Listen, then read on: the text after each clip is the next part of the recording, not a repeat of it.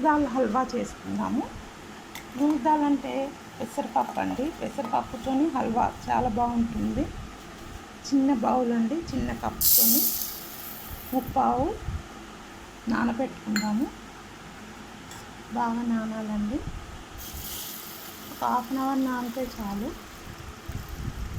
అది నానాక చూద్దాము. నానాక బాగా కడిగేసి ఉడకపెట్టుకోవాలండి మెత్తగా. హాఫ్ అన్ అవర్ తర్వాత చూద్దాము అండి. ఈరోజు మనం శనగపప్పు దొండకాయ కర్రీ చేసుకుందామండి. ఫ్రై చాలా బాగుంటుంది. ఫస్ట్ మనం శనగపప్పు నానబెట్టుకుందామండి. నానబెట్టుకొని ఉడకపెట్టుకోవాలి. కడిగేసుకుందామండి. నానబెట్టుకుందాము. ఒక హాఫ్ అన్ అవర్ ఒక 20 మినిట్స్ నానబెట్టుకుంటే చాలండి. ఇది నానాక చూద్దాము. నానిపోయిందండి. ఇందులో వేసి మనం బాయిల్ చేసుకుందాము. ఇందులోనే శనగపప్పు ఉడికినాక హాఫ్ ఉడికినాక ఈ దొండకాయలు కూడా సన్నగా కట్ చేసి వేసుకోవాలండి. కడిగేసుకున్నాము పప్పు.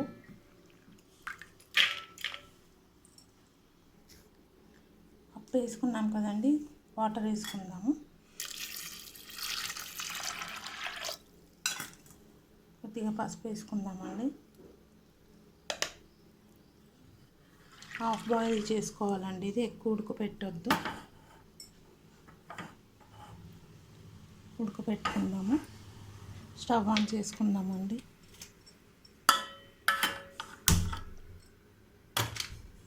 మూత పెట్టుకుందాము. అది ఉడికాక అప్పటి వరకు మనం ఈ దొండకాయలు కట్ చేసి పెట్టుకుందామండి సన్నగా. తర్వాత చూద్దాము. ఒక ఉల్లిగడ్డ కూడా కట్ చేసుకుందాము.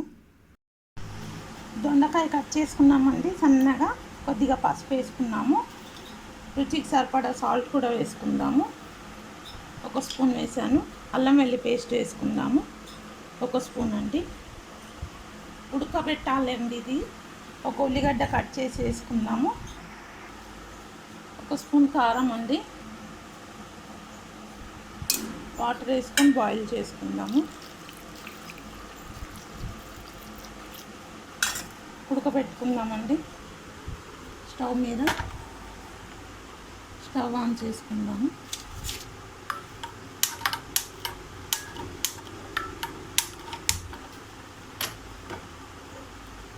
మూత పెట్టుకుందామండి. అది ఉడికాక చూద్దామండి. అప్పుడు వరకు ఈ ఆనియన్ కట్ చేసుకుందాము. ఆనియన్ కట్ చేసామండి. హాఫ్ ఇంకా హాఫ్ ఉంది. హాఫ్ తాలింపులో వేద్దాము. ఈ హాఫ్ కూరలో వేసేద్దామండి. బాయిల్ చేస్తుంది కదా దొండకాయ, ఇందులో వేసేద్దాము. ప్లేట్ మూసుకుందాము. ఇప్పుడు మనం ఇది ఫ్రై చేసుకున్నామండి. ఆనియన్ హాఫ్ పెట్టాను కదా ఇందాక, హాఫ్ కట్ చేసుకున్నాను. కొద్దిగా కరివేపాకు, 4 మిర్చీలు సన్నగా కట్ చేశాను. కడాయి పెట్టుకుందాము. అది ఉడికే వరకు ఇది మనం ఫ్రై చేసుకుందాము. తాలింపు స్టవ్ ఆన్ చేసుకుందాము. ఒక పావు ఆయిల్ వేసుకున్నానండి.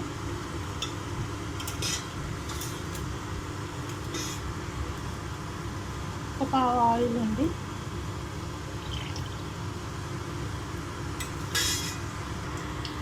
ఆయిల్ హీట్ అయిందండి. ఆవాలు జీలకర్ర వేసుకుందాము.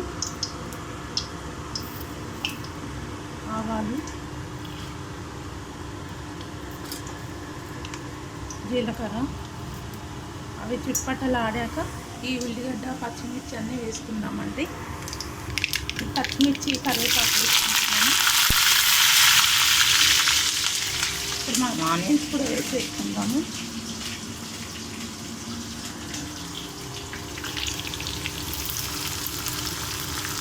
బాగా ఫ్రై కావాలండి. ఫ్రై అయిపోయిందండి ఉల్లిగడ్డ. ఇప్పుడు మనం దొండకాయ వేసేసుకుందాము.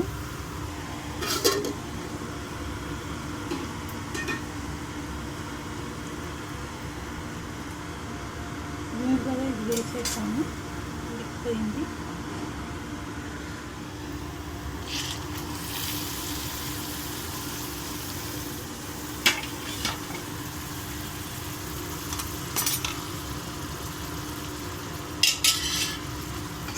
బాగా కలిపేసుకోవాలి. తర్వాత శనగపప్పు వేసుకుందామండి. కలిపేసుకున్నాం కదండి. ఇప్పుడు మనం శనగపప్పు ఇందులో వేసేసుకుంటాము. ఈ శనగపప్పు అంతా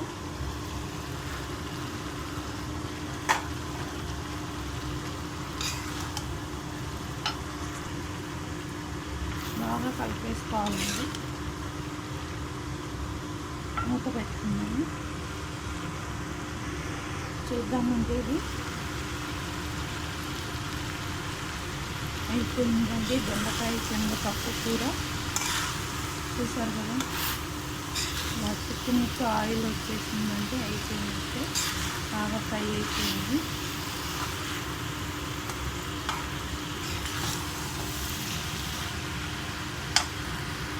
ఎమ్మి దొండకాయ శనగపప్పు కర్రీ రెడీ అండి. మీరు కూడా ఇలానే చేసి తినండి, వెరైటీగా. Thank you.